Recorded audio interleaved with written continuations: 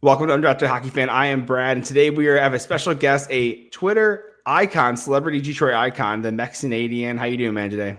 I'm doing fantastic. I'm stoked to be here. It's my first official podcast appearance since I gained any form of celebrity iconicness on Twitter.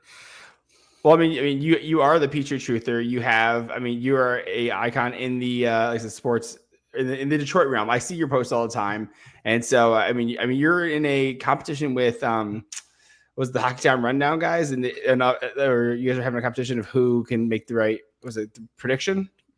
Yeah, it's a thing that Hockeytown West is doing, I believe. Yeah, it's Hockeytown West. They call it the Ignite the Nest, where basically it's they brought together, I think it's 12 Red Wings podcasts in total. Yeah. So it's Hockeytown West, Travis and T-Town, us at the Flying Wheel, Hockeytown West, Grindline, and then like 7 other people who I can't remember off the top of my head. The Swedish Winger, Locked On, Grindline, Red Wings Rant, Hockey Style, looks like, Hockey 313, and Graced by Rain. So I've interviewed Hockey Rundown, Hockey Town West, Graced by Rain. So I got 4 of the 12, I guess. So now I'm knocking out the 5. I should just reach out to all these ones just to rip through them, man. So yeah, I'm sure just about all of them would love to do stuff with you. They're usually pretty open about collabing with everybody else. Yeah, and that's the goal, right? So if anyone's listening wants to collab, I'll talk any team. I've done a Dallas Stars one. I've done the Sharks podcast. I like to hit up everything. I mainly focus on Red Wings because I'm out of Detroit, but I can basically talk about most any team. I try and stay on top of them all as much as you can. But East Coast is hard. When you're outside Detroit, it's hard to watch a 10:30 game, which we are recording. We are recording before the LA Kings game with the Red Wings and their West Coast swing. So just to give everyone an update there. So real quick, do you want to plug your podcast real quick just so everyone knows that you can find you? Make sure you go like and subscribe. Yeah, it's me and my new co-host, Diddums. We do the Flying Wheel podcast now. First episode of us together hasn't come out yet. We've been getting things together on both of our ends, but we're hoping that soon we can get that ball rolling. All right. Well, if you guys need a guest, let me know. I said I'm always willing to jump on. So hell yeah.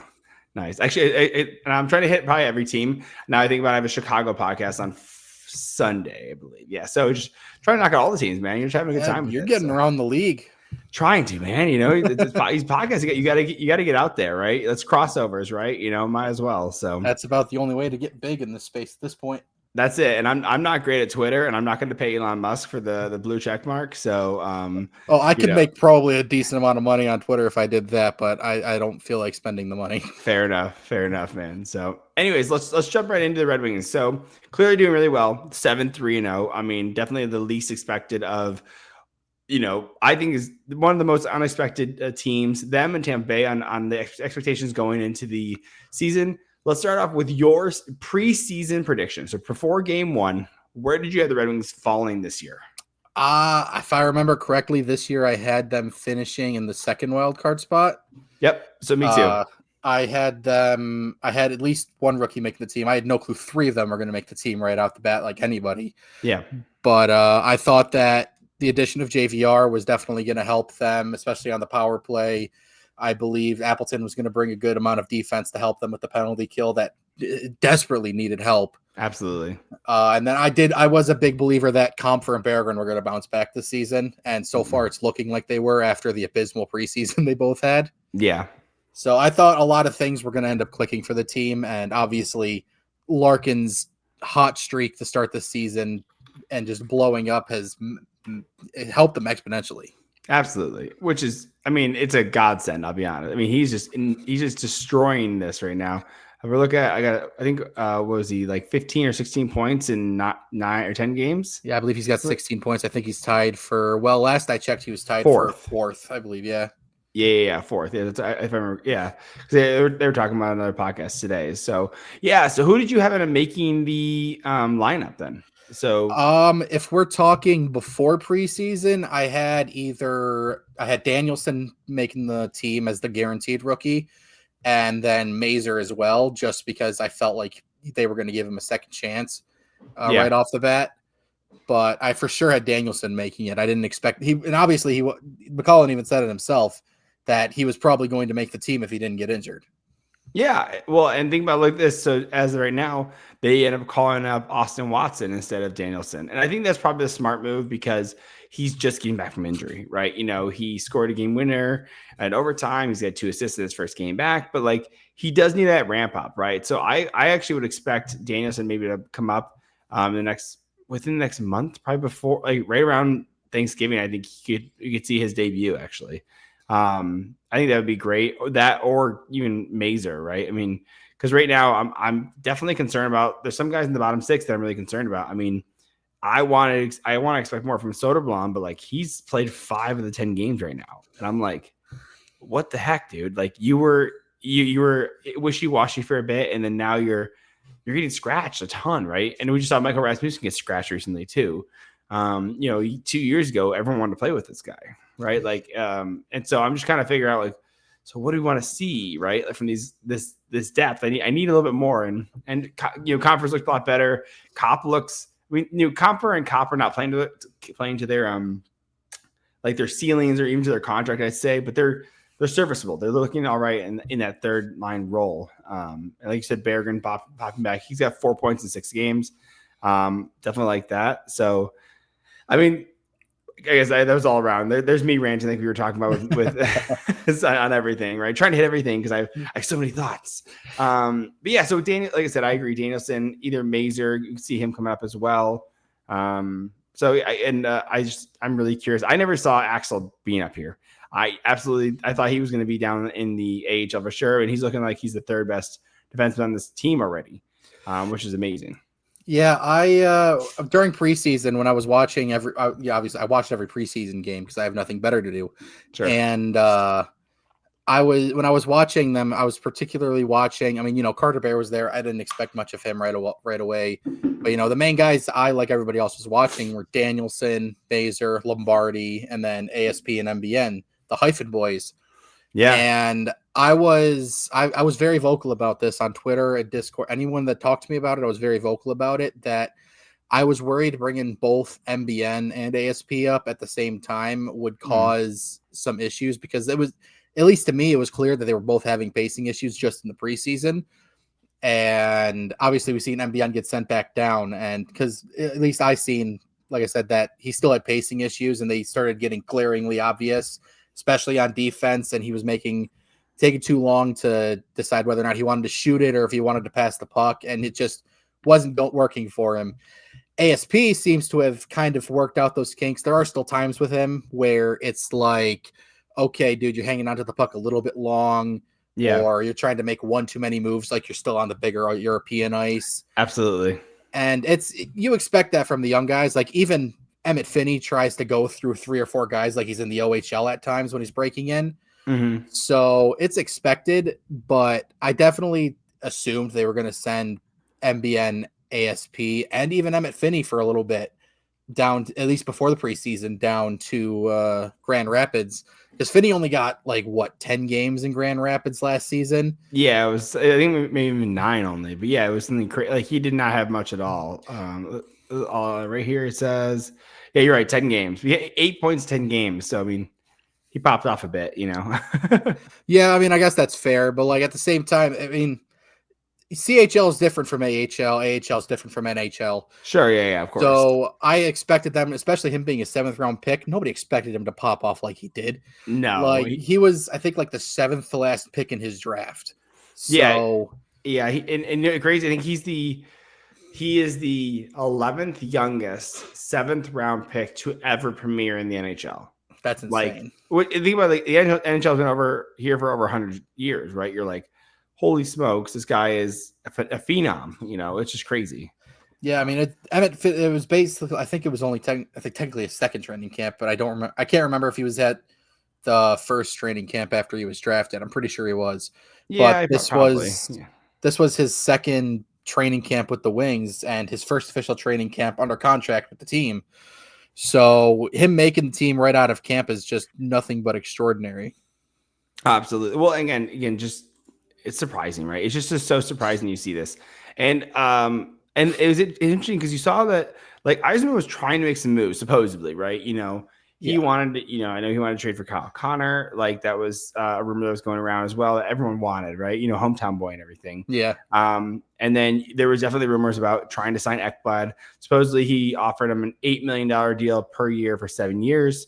Of course, Ekblad signs with Florida, he signed comparably, it was still like around a $56 million deal, which is crazy because 8 times $8 million over 7 years is also $56 million, right? So it's wild that, they did that because, of course, I mean, Florida did a great job with that. So there was a big holes, right?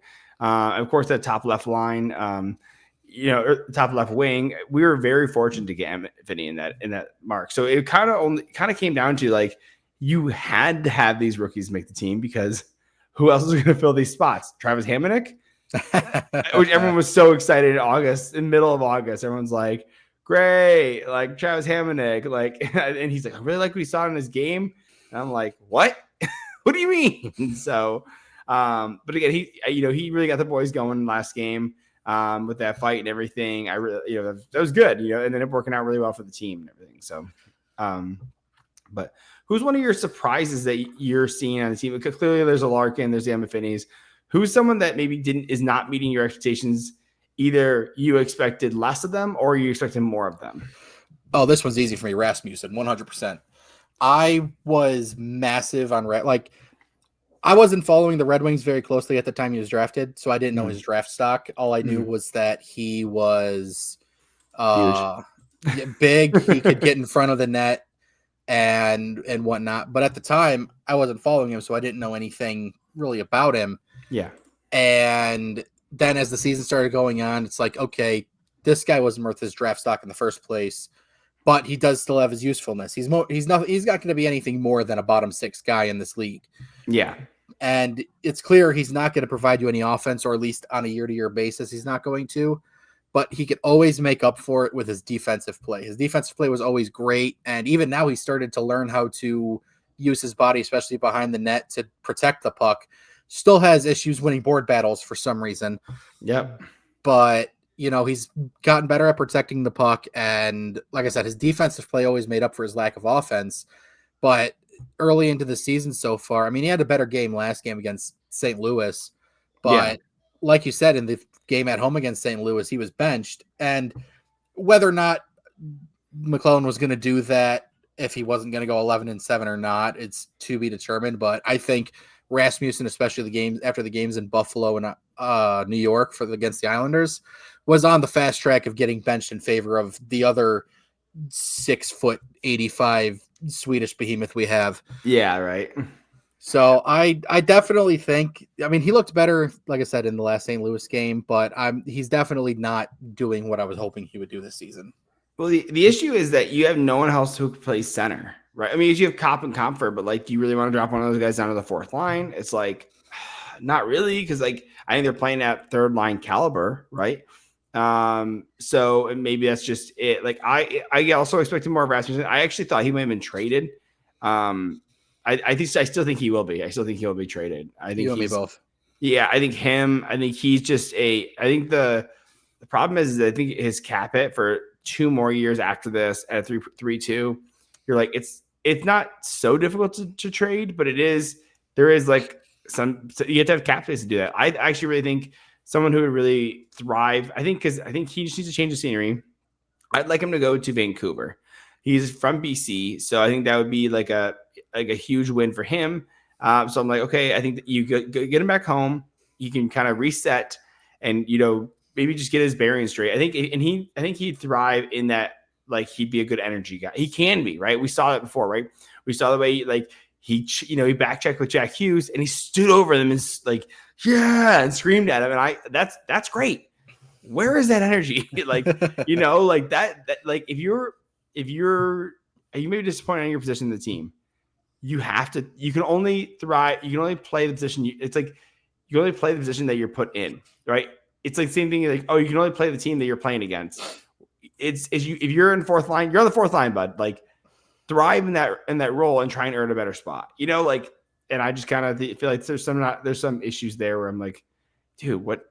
I need more. I need to bring more out. And I'd say on my side, I think Marco Kasper has also been a bit of a disappointment. Rookie season, sophomore slump, whatever you want to call it, but he's got 1 point in 10 games. And again, it's not necessarily a reflection of him. He's going to, you're going to go through slumps. Again, he's only like 21 years old, right? He's playing pretty high up in the lineup. There's a little bit of lull. Maybe there's the fact that Kane's not there anymore, but I don't know. What are your thoughts on Marco Kasper and what you've seen from him this year? Honestly, I've liked what I've seen from him for the most part. Yes, the points aren't there. And I do think a lot of it has to do with the fact that, with Kane being out, he is having to be I would say he's having to be the puck feeder on that line, but DeBrincat had 7 assists before he got a goal in the first place. True. But he doesn't have anybody on his wing that can make plays open up, if that makes sense. Like Kasper's, the way he plays, he is drive the net, drive the boards, get in your face.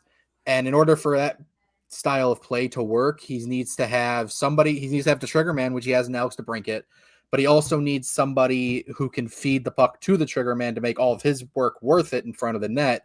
Yeah. And then that trigger man, he shoots it, maybe it goes in. If it doesn't, Kasper's there to collect the rebound. And if you don't have that person to send the puck to the trigger man, then he's not going to be there to collect the rebound.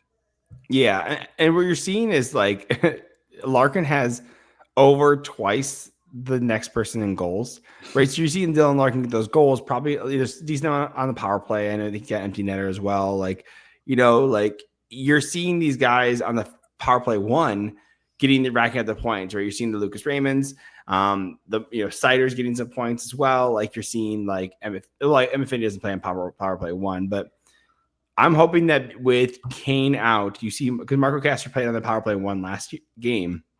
I'd like to see more of that. Because I think you want to elevate this guy's talent. Is he going to be on the power play all the time? I'm not sure. But I think that is something that we would like to see from him. Just, really, I want to get some confidence in this kid, even more so, right? He's played well, so defensively, played really well. And I want to see, I just want to continue to raise his ceiling hit his ceiling as much as possible. I think he's got a great floor. My interest, like I'm really concerned about, is when you get Danielson here, who takes over long-term as a 2C, and where do you put either Marco Kasper or Danielson? Because I think Kasper thrived in the wing position, right? We saw that with DeBrincat or with Larkin and Raymond last year. I'm just looking at I think Danielson may have a higher ceiling when it comes to in the game that he plays to be that second line center. And I don't want to put Kasper as a third line center. It's just it's an underutilization of his skills. But what are your thoughts on that when it comes to our long-term center issues or solutions? Well, it's funny you brought this up. I was talking to some of the guys in the Grindline podcast Discord about it a while ago today. And my thought is it entirely depends on how Finnie's development goes. Because if Finnie develops into that one left wing guy, well, then you've got to, that's probably where you figure out what you want to do specifically with Marco Kasper. Because I don't think Danielson's built to be a winger. He's built to be a centerman. That's how he plays. That's how he's always played. He's not built to be a winger. So then the question is, do you just put Danielson down on the third line and see what happens with Kane after that? Because Kane, he may, with his personality, he could play until he's 45. He could retire in, 2 years. We don't know. Hell, he might not even be on the Red Wings next season for all we know. I think he will, but yeah, that's besides the point. It really just depends on how Emmitt Finnie develops. And if he develops into that one left wing, I personally think the best thing to do is get Danielson acclimated to the NHL for a season, maybe half a season, however long, as the 3C. Put, I don't know, Kopp and Soderblom on his line or whatever, and then keep Kasper at 2C until Kane's ready to take the back seat, shift Kasper over to the 2 left wing, and then have Danielson center a line of DeBrincat, Kasper, and himself. Okay. So you mean put Kasper right wing? Yeah, that makes sense. I could see that. Because you'll have Emmitt, Finnie, Larkin, Raymond. Then you'd have DeBrincat, Danielson, Kasper, you're saying, right? Yeah. Okay. I like that. And that's going where it's funny with Emmitt Finnie there, it starts to get crowded. You're like, oh man, good. Well, he wasn't supposed to be there. Like when we all came into this season, we were like, all right, this is going to be some combination or rotation of JVR, Soderblom, Berggren. And, if somebody gets injured, you're going to throw Kasper up there, put Kopp at 2C, and throw out the blender at that point. So Emmitt Finnie has thrown a good wrench into the long-term plans of the Red Wings so far. Yeah, absolutely. Absolutely. So let's take a quick break to hear from our sponsor, DraftKings, and we will be back right after this. Hockey is back, and this season, DraftKings Sportsbook, an official sports betting partner of the NHL, brings you all the speed, skill, and nonstop action you love. DraftKings Sportsbook delivers the unmatched intensity of the NHL right to your fingertips. From player props to the thrill of live in-game betting, every drop of the puck is your shot to win big. And I'm not saying you should pick the Red Wings to win the Stanley Cup, but I'm saying you could. It's not, Red Wings pod here, focusing on hockey, but here we go. I think Red Wings probably not going to win the cup. So you probably it's a pretty good bet they're not going to win. But you could take those odds if you want to. And if you're going to, do it at DraftKings, because new customers, this one's for you. Bet just $5. And if your bet wins, you'll get paid out $300 in bonus bets instantly. If I needed this product, it's what I'd use. Light the lamp all season long with DraftKings. Download the DraftKings Sportsbook app and use the code THPN. That's code THPN to turn $5 into $300 in bonus bets if your bet wins. In partnership with DraftKings, the crown is yours. Gambling problem? Call 1-800-GAMBLER. In New York, call 877-8-HOPE-NY or text HOPE-NY. In Connecticut, help's available for problem gambling. Call 888-789-7777 or visit ccbg.org. Please play responsibly on behalf of Blue Hill Casino and Resort. Pass-through of per wager tax may apply in Illinois. 21 plus, age and eligibility varies by jurisdiction. Void in Ontario. Restrictions apply. Bet must win to receive bonus bets, which expire in 7 days. Minimum odds required. For additional terms and responsible game resources, see dkng.co/audio. Limited time offer. Copyright NHL 2025. All rights reserved. And we are back. And so, kind of just touching on, we did the forwards a lot of those and everything. Going to defense, I'll actually give you the ones that I believe you are most disappointed in. I'll speak for you. Eric Gustafsson, like what is happening, dude? Like, he's been invisible all season, dude. I know. It's like he hasn't been here at all, dude. I know. Has he even played? I don't think he played a game this year either. I think he's played 2 games in Grand Rapids at least. He looks like he had four games, 4 points. Yeah, I mean, they've got the veteran rule down there. They can only have a certain amount of veterans in the lineup every game. So they've been rotating through that cast of characters, which ironically, I think is why they've been doing so well to start the season. Yeah. Well, because everyone's rested, yeah, so, but with that, I mean, I think they are trying to move on. Supposedly the reports say that they are trying to move Eric Gustafsson. He is not an AHL player. He is he is an NHL player. And I did in my preview, I did how I thought the roster was going to be. I did like an August episode, and I actually had just them trading Justin Hall to Pittsburgh Penguins because Kyle Dubas was familiar with Justin Hall, loves his boys. Yeah, right. And I think I had Eric Gustafsson going somewhere as well, just to make room because there was not didn't play the way I thought. And again, $2 million isn't terrible. I think I even had him retaining, just moving him with a third or a fourth round pick. Like it was nothing crazy. So. Don't really need to get anything back for him. So, but going on to this team, going to defense, who's actually on the roster are you surprised with, positively or negatively, with the defense? I mean, the obvious one is ASP, but we've already touched on him a bit. Yep. Personally, my biggest, I won't say surprise because everyone's kind of more or less playing how they would with some bumps in the road because half of that, we went from one of the oldest decors in the league to one of the youngest now. Don't talk about Petrie like that. Okay. Be nice. Hey, I was a big proponent of bringing Petrie back. I thought he would have been a far better option than Justin Hall, or Hamonic. Yeah. I mean, yeah. Jeff Petrie giveth and Jeff Petrie taketh. I know. I love Petrie, but honestly, he's not even really a surprise. He's just more of a pleasantry. Is Bernard Docker? Oh, absolutely. He came in as obviously he didn't get a qualifying offer from Buffalo. Buffalo fans were not happy about that, of course. And Eisman took advantage, signed him to a 1-year show me what you can do deal. And then I thought that he was gonna, because I didn't have ASP in the lineup first. So I originally thought he was going to be on the second pair with Johansson. They would move Edvinsson up to the top pair with Mo, and then they put Sherratt down on the bottom pair with Gustafsson on the right side, or Sherratt on the right side, however you wanted to play that. But Bernard Docker's been a pleasant surprise because him and Johansson, Johansson had a rough road trip there for a little bit against, but specifically Buffalo and the Islanders, like the whole team did.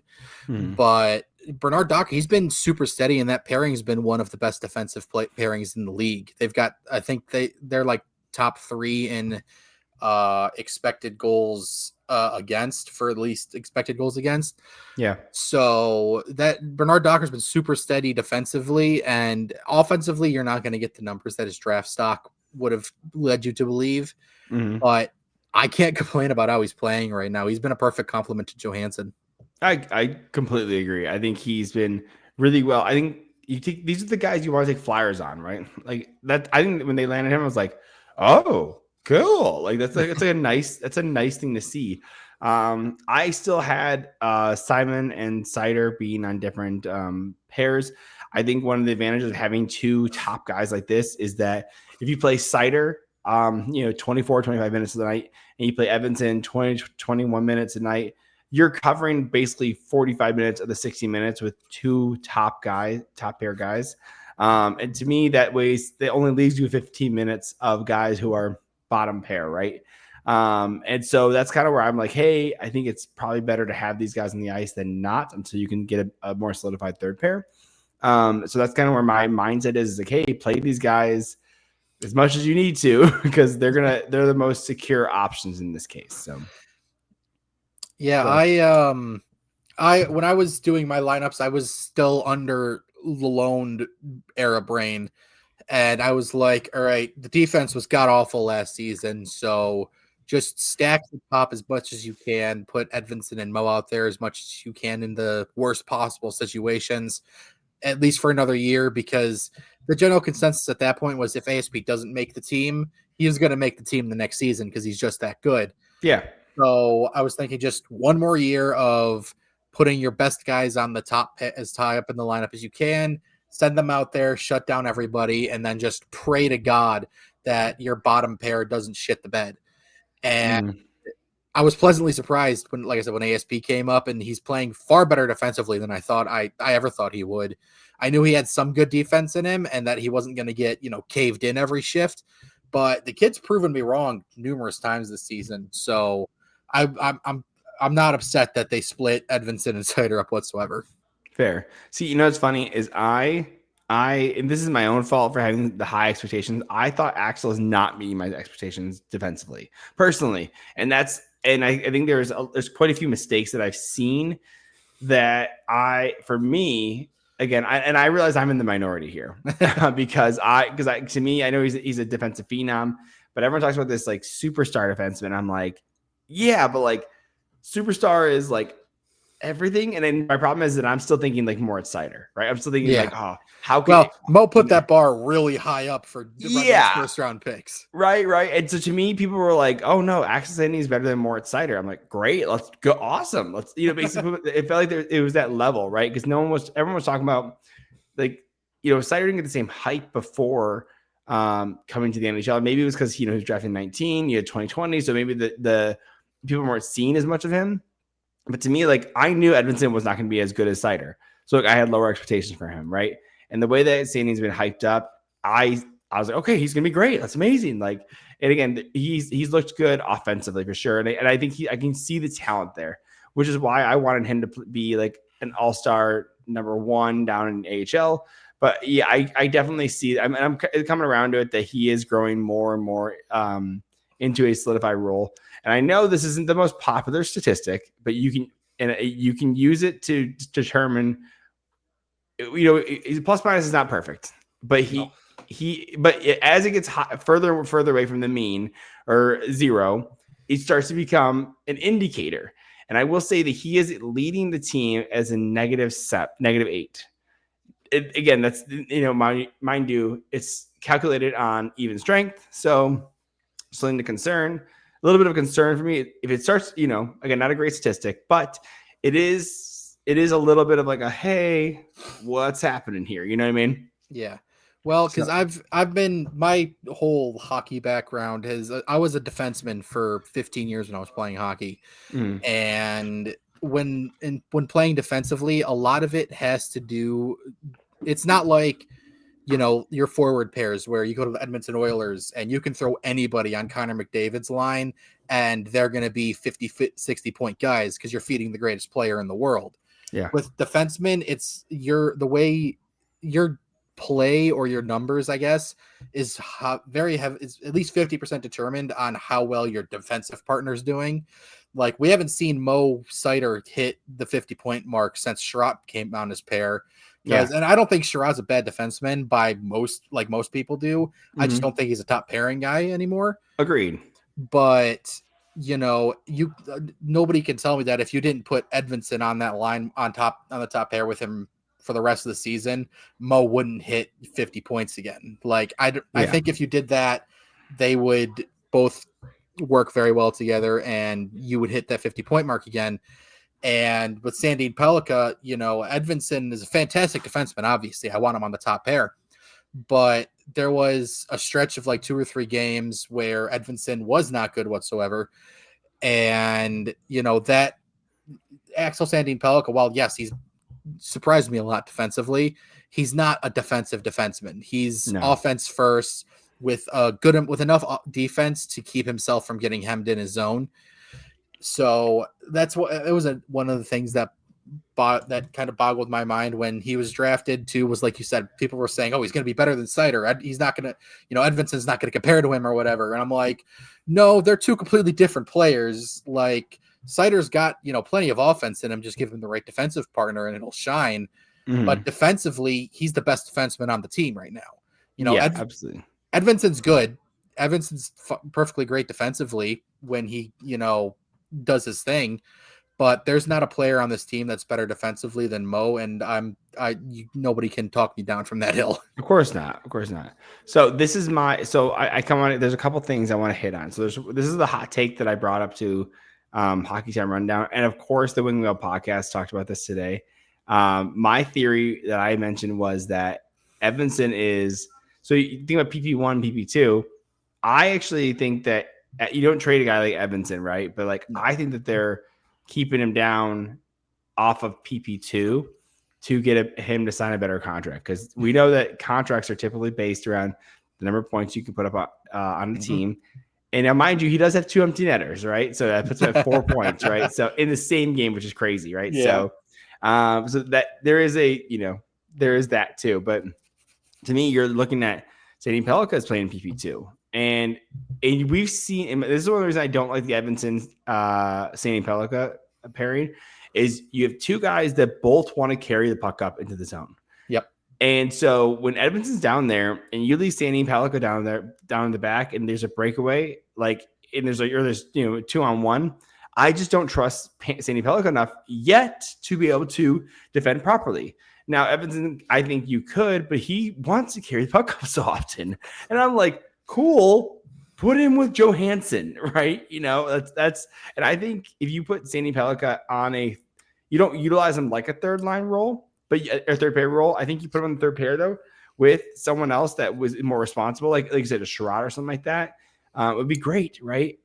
And then you can utilize him on PP2 and kind of like ease him in.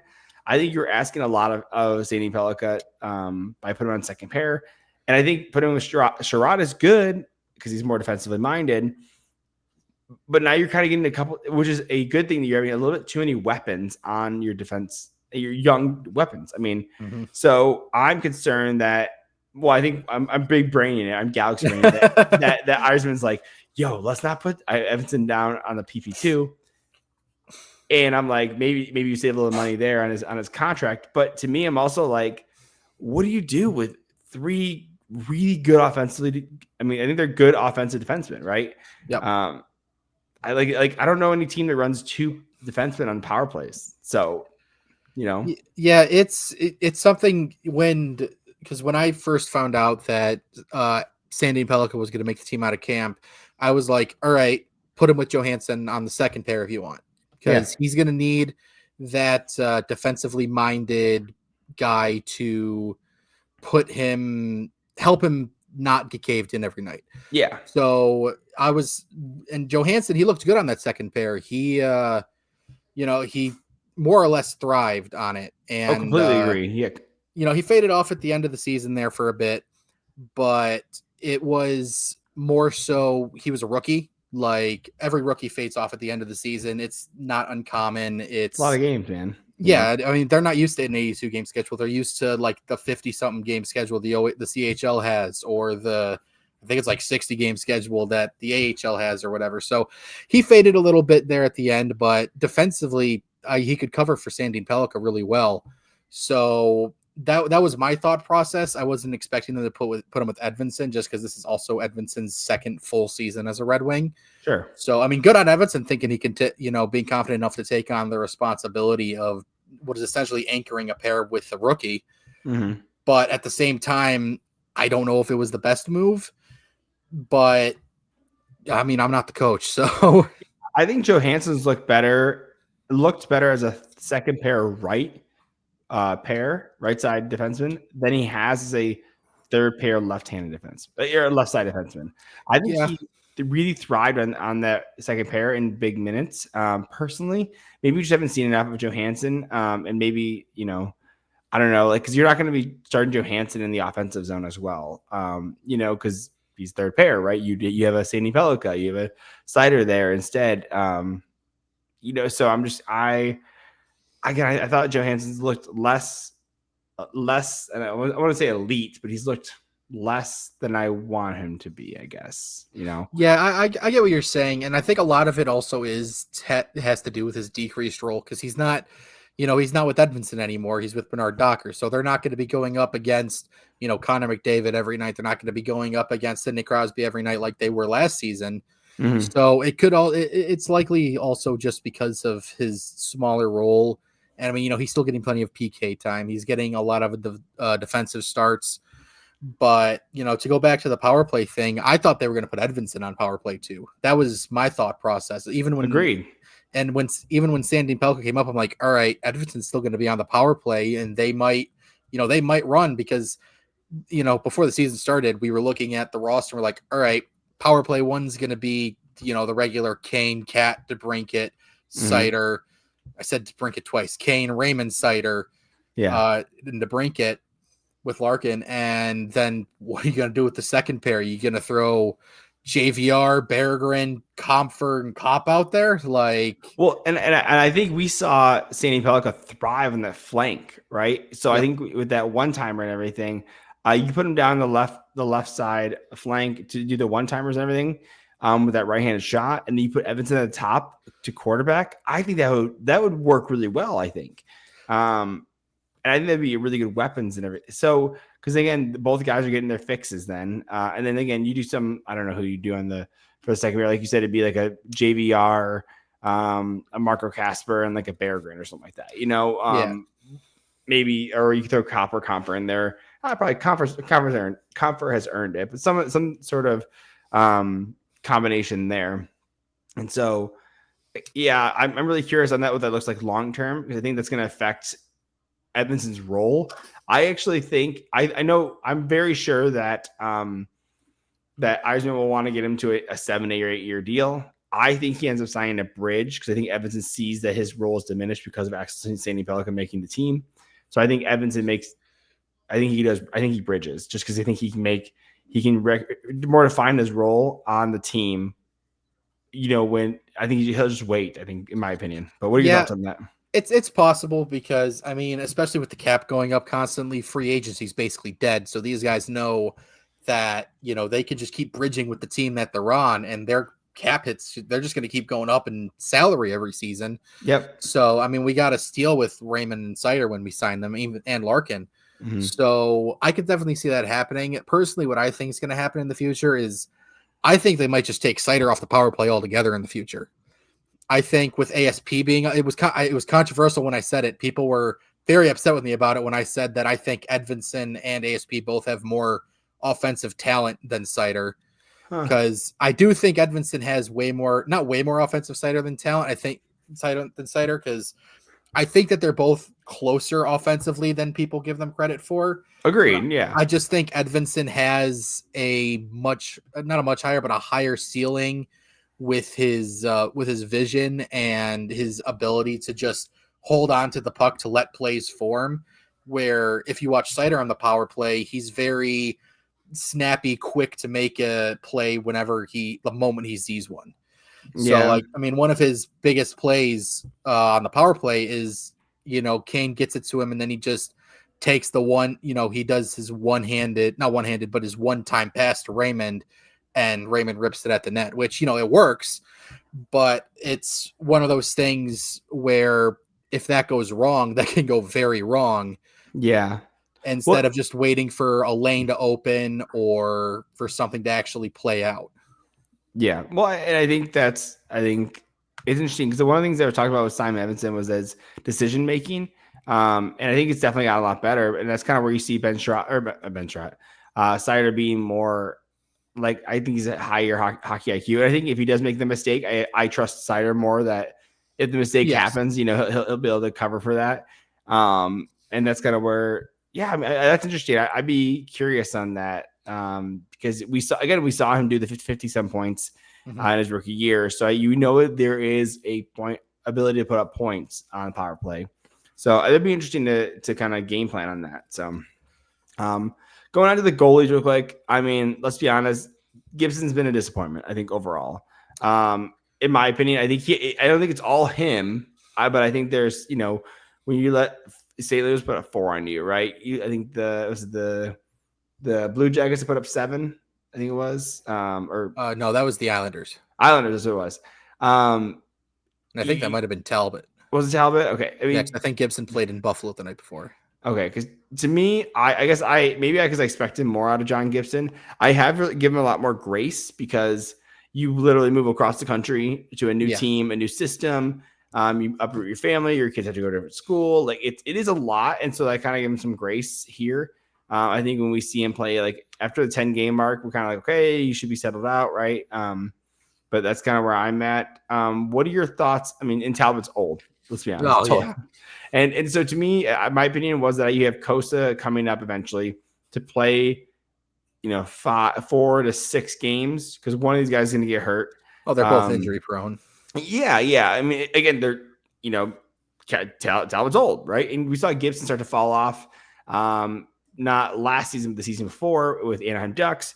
And last year with the Anaheim Ducks, he got to take over a lesser role, more of like a 1B backup role. He played like 30-some odd games, and Dostal just took over the net as a starter. And Gibson played well, And so to me, I am excited to see how Gibson continues to pan out. I think he's playing not at the level that he is going to. Again, there's some adjustment periods there and everything. But mind you, the Red Wings are 7-3-0, right? So there is the thing is, I think the Red Wings have not been getting stellar goaltending, and their power play penalty kill has looked really good. So I think when this starts to average out, I think you're going to see the team start to level back out, right? Larkin will come down, goaltending will come up, and hopefully it stays at a good pace. But what are your thoughts on goaltender so far? I mean, personally, I won't say John Gibson is a disappointment to me. He's definitely not playing like I was hoping he would, which is more steady than what we've seen. But at the same time, his numbers, at least his face stats, and even a lot of his advanced analytics are really off skew because he got lit up in the first game. And then the Buffalo game did not help his numbers whatsoever. He got hit for 4, I believe, or I think it was 3 in an empty net on, I don't even think it was like 20 shots at that point. And, the big thing with me about goaltending this year was I have faith in Gibson Talbot to provide, at least I did, and I still do have faith in them to provide the most stable goaltending we've had since, Howard came into the league. Agreed. Yeah. Agreed. And, I don't think like you said, it's not all on Gibson because the team in the games that really hurt his stats played awfully in front of him. Yeah. And I mean, so like the big thing for me was just get us saves when we need saves. So like last season, what we seen with the last 2 seasons, I guess, even probably back in 22, 23, you could go back to, we would have guys like Reimer, we would have guys like Nedeljkovic, Husso, Lion. Lion, I miss Helberg. Lion so much, by the So way. do I. Dude's such a character. Dude, he's so great, dude. He is, and he's killing it in Buffalo. I'm happy for Buffalo, and I'm happy for him, dude. He was such a character. I was surprised he only got $1 million because the way that first season had gone with him. But like he had some hot streaks and everything. But yeah, he's such a character, man. I miss him. So yeah, he doesn't look good in a cool color though. He belongs in a warm color like red. Agreed.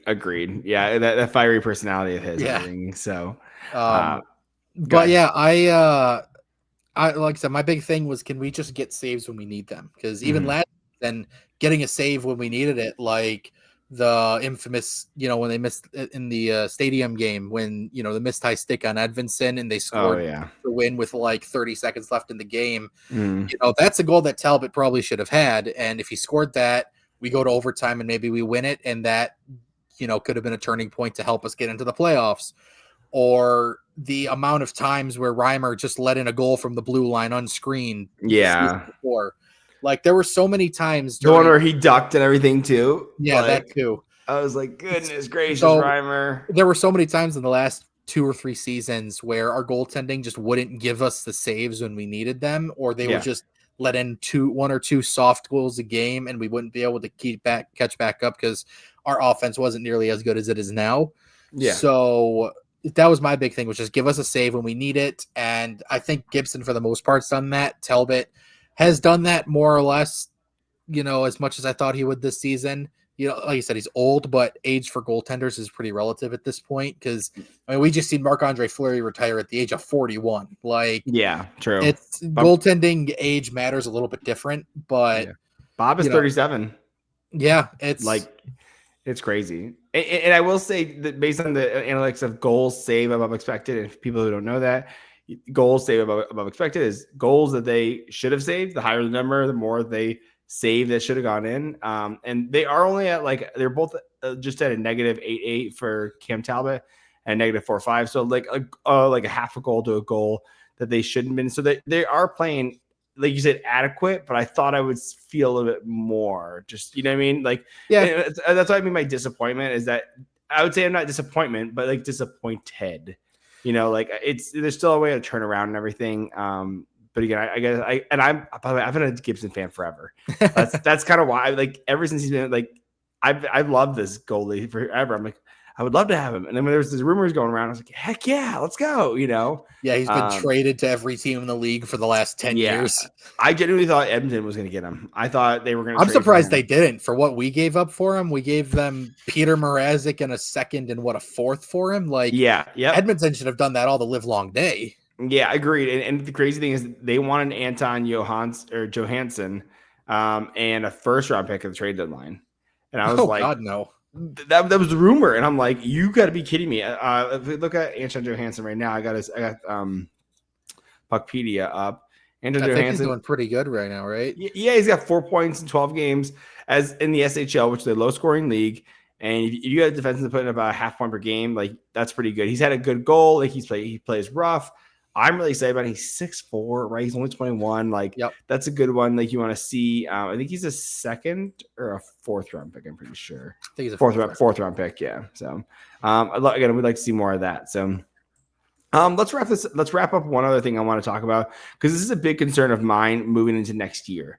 Like we talked about before, this roster gets pretty crowded with kids. We're very fortunate. We brought up 3 kids this year. Nygaard, ASP, and Finnie. But of course, Nygaard went down. I don't think it's the last time we see him. I think he does come back up. You kind of get some bearing under him. You're going to have injuries and everything too. You can't just run Austin Watson out there all the time. So to me, you look at next year, who needs new contracts? Oh, you're probably going to bring up, or who are you going to bring up? Probably going to bring up Nate Danielson. He'll earn a spot on the team. Yep. Carter Mazur needs a new contract. His ELC is up this year. Probably going to bring him up as well, right? Because you try to waive him, he'll be claimed. You have an Amadeus Lombardi. I want him to make the team. Will he though? Right? He's at point per game right now, 6 points in 6 games. You'd love to see him up there, right? I think that those are on the forward side. I think those are the guys that you're going to end up seeing make the team or have the odds of making the team next year. And then you go to defense and you got William Wallander. Like he's going to need a new contract too. He's 23. Is an Albert Johansson type season where you're like, hey, maybe he makes it, or a Tuomisto. He signed a 1-year contract, but does he come up, right? He'll be 25 this year. And so Kosa also, his ELC's up too. Like, so you mean like you see all these young guys, and it's all exciting, right? These aren't bad things, but these are concerns of mine that you're not going to have enough spots for these kids because you're going to have to let them walk, right? Maybe you trade Amadeus Lombardi, but there's some character guys you really want to see in this team, and you fall on these prospects. But who do you see? Do you see them bringing all those guys up, or who do you end up seeing bring up here? Well, I mean, like I said, the obvious ones are Nate Danielson and Carter Mazur. They're pretty much locks for next season's team, especially with Mazur in his contract situation. Just got to pray that he can stay healthy for more than 10 games at a time. And then obviously, like you said, Nate Danielson, he's going to be up on the team. He should have been up. He would be up this season if not for his injury. Mm-hmm. And as far as Tuomisto is concerned, I think that experiment's done with. He just can't keep up. He's too slow. Mm-hmm. He's got one hell of a shot, and I thought for a while that he could get his skating at least up enough to where he could be the perfect bottom pair offensive guy, but I don't think that's happening. So, I mean, next season, I think they're just going to see what happens at that point, because Lombardi, we all thought had a really good shot to make it this season, and he didn't even make it past the first waves of training camp when everybody got sent down. Mm-hmm. Him and Mazur didn't, but Mazur for different reasons. Sure. And then, so, I mean, personally, I think Wallander has a good case to make the team next season. Yeah. I don't know what his contract situation looked like. If you went over that, I slightly blacked out for a second. No, you're correct. He's a left-handed defenseman, right? So you think about Sherratt is up. I think he's up at the end of this year. Yeah, Sherratt is last season. So you're gonna have a lot. Like, imagine like you put someone like Wallander up there with Seider, maybe, right? Or you put him up there, but maybe you don't do Axel and Wallander, right? Because maybe that's two rookies right there. But you put a Johansson up with Seider on the top pair, right? You do an Edmonton Sandin-Pellikka, and then you bring Wallander on the bottom pair with a Bernard Dockard, let's say, right? Yeah. That'd be a very, very young defense core, by the way, which is crazy. But it'd probably be the youngest in the league. I agree, yeah, because you have because Wallander's only 23 years old. I mean, that would be crazy. I think Bernard Dockard would be the oldest one on there because I think he's like 26. Yeah, he's 25. He'll be 26 next year. Yeah, I think you're right, dude. which would be crazy, right? Yeah. So then other ones I mentioned were Lombardi. I don't think Doucette, Rivlovsky don't get contracts in my opinion. No, I think those guys are just AHL guys for life. Raykovsky, I have a bit more hope for, but neither of them are really showing too much. So no, he's only got 1 point in 6 games. Trawl Marks was a guy just coming over. He has 3 goals in 6 games. It's better, Mm-hmm. But more so the ones I'm looking to focus on is Lombardi, Danielson and Carter Mazur. Again, I agree. I think you have Nate Danielson and Carter Mazur coming up, and I think Wallander coming up. Again, I agree with Tuomisto. I think again, like he signed a 1-year prove-it deal.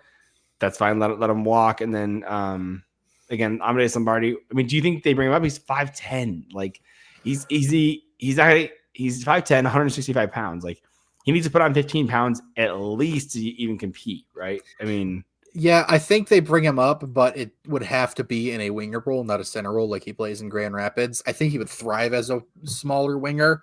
I mean, Alex DeBrincat has his entire career, and I think Lombardi shows a lot of the same traits that DeBrincat does, just not as defensively gifted, which is blinding me because DeBrincat's not supposed to play defensively gifted.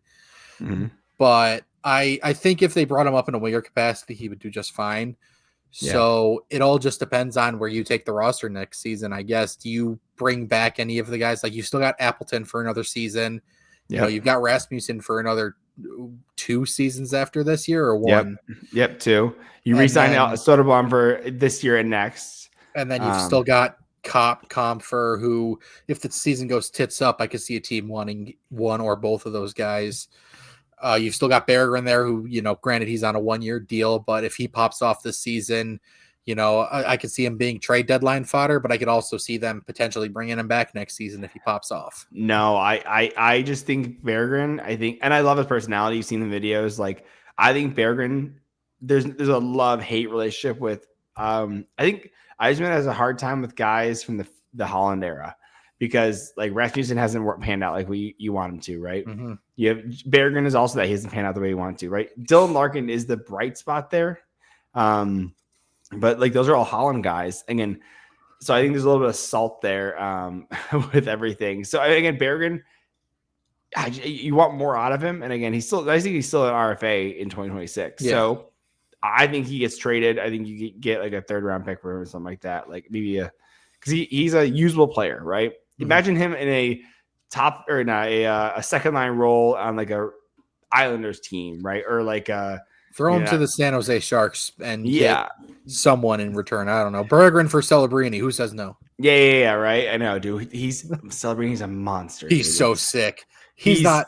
That sophomore slump isn't hitting him one bit. No, dude. He's all smiles through, which is crazy. So, So I think we're looking at. I'm excited for I have been pounding the table that this is what the Yzerman plan is. This is the Yzerman plan. All these young kids coming up, and it's exciting. And I've been waiting for it forever. And I'm still mad at freaking Chris Ilitch for having Yzerman sign 11 guys in like it was 21 or I think it was 21 or 22. He signs 11 free agents and trades for DeBrincat. So 12 guys he brings in. I'm still mad about that. I'm still salty about that. Yeah. This right here, this season was the Yzer plan in the nutshell. Hey, bring in the young kids and start to develop them. And so this is I'm so excited for this. This is exactly what I've wanted forever. So yeah, I mean, you and me both. I got a lot of flack back in 23-24 when they popped off on the PDO bender all season and missed the playoffs on a tiebreaker to the Washington Capitals, which is crazy. Yeah, freaking John Tortorella pulling the goalie, and dude, it was insane. Yeah. But I got a lot of flack for it when I posted something about it because I posted the same thing about 22-23 when they signed Kopp, Sherratt, and like they brought in Kubalik at that time. I believe, Kubalik was on the 21-22 season, 22-23. So was Pius Suter. So I missed Suter, by the way. Yeah, so do I. But when they brought in all those guys in 22-23 to make the team competitive, it was way too early to do that. It was only year 3 of the rebuild. Yep. So, and it didn't help that, they were 2-3 years out from LCA being built. Yeah. Like the rebuild hit at the exact wrong time because Holland should have been rebuilding like 5 years previously. He was trying, but like you had Zadina miss, Cholowski miss, right? Like Joe Veleno miss. I mean, like he was an exceptional status guy too, right?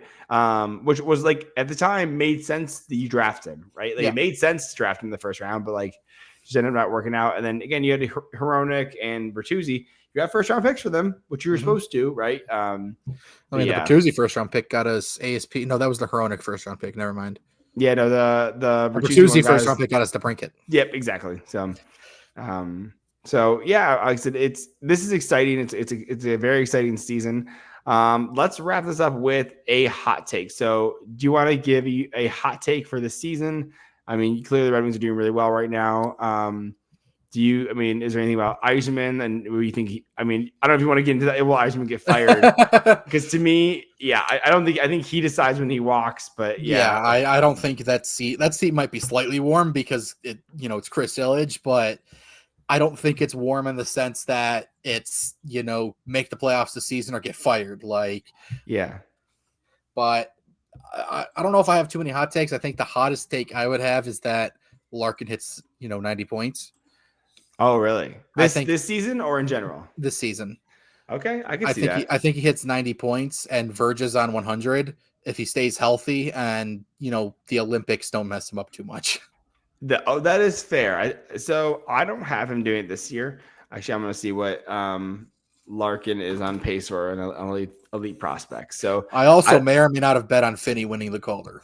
Oh, I love that. I love that for you. That's good. I bet $5 on him winning the Calder when he had like 300 plus 300,000 odds. So nice, dude. I mean, he's definitely in contention for sure. I mean, the problem is you have Matthew Schaefer, who is just lighting it up. He's doing so well. Demidov in Montreal. Well, and the defense. So I will say, Finnie's got a. If the points are tied between Demidov and Finnie, you go Finnie. Yes, right. That's because the 7th round status. Yeah, the issue is that defensemen, as we saw with Zegras and Raymond and Sider in the 2021 Calder, defensemen they get more love because it's harder to be a defenseman. So that's kind of where I think Schaefer could. But so right now, just to give you, Larkin is on a 132 point pace, which is phenomenal. I'll definitely keep. He's gonna hit it, absolutely, yeah. Which it'd be crazy. I think that'd be like the highest point since like Yzerman. Like it was it would be up there. That's for sure. I think Yzerman had like 150 some points at one season. Like it was wild. I mean, Larkin's already breaking a bunch of records in Detroit this season anyway, so he may as well go for the points. The point record. I mean, this isn't a hot take for this season, but mine is I believe Larkin and Raymond will both hit 100 points at some point.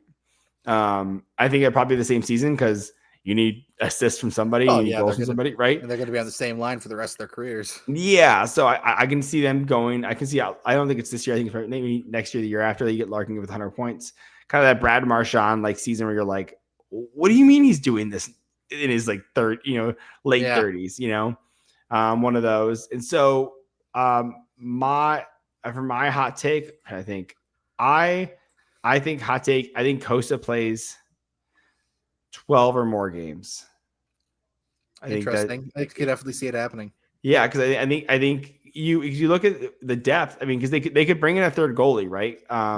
You Postava is looking good down in the AHL. Really Costa's looking better, and so I think that is. I guess I even go back to my hot take. I still think Edmonton does a bridge as well. I think that's like everyone thinks. Oh, he's just like 7 or 8 years. I'm like, nah, I just don't see it as well. But yeah, so I'm excited. I appreciate you coming on, man. Like this is it's fun. We have to do this again. Hopefully your camera works next time too. But again, 100%. I mean, everybody just wants to look at my online character anyways, not my face. So no, I mean, because it's iconic. It's okay. Like that's why, I'm glad it's iconic. It took my friend all of 5 minutes to draw. Oh, cool. I need a whole new logo. So you're good, dude. I like stole offline. I threw some words on top of it. So yeah. By the way, I went back to try and find it. Like I'm like, maybe I can find it, and I'll pay the $5 or $10 for it because I've gone this far, right? I'm like, and I was like, I'll do a logo later. It's no big deal. And then now I'm like, oh man, I gotta make a new logo. I've been like writing like different. I mean, I'm trying stuff. So I'll figure it out though. But anyways, I appreciate you coming on, man. Like I said I'll be thanks for coming up. You want to plug your stuff one more time? Everybody can find me. If everybody's watching this, I'm sure you've seen me on Twitter at the Mexinadian. You can follow my podcast with Diddums at the Flying Wheel Pod on Twitter. And I've also launched a YouTube channel recently called Motown Mex, where I do RWFRs, Red Wing fan reacts, and defensive breakdowns, and just general news of the Red Wings. So love that, man. Appreciate it. Like I said, we'll tag those in the description and everything too. And appreciate it, man. Thanks for coming on. Thank you for having me. Mm-hmm.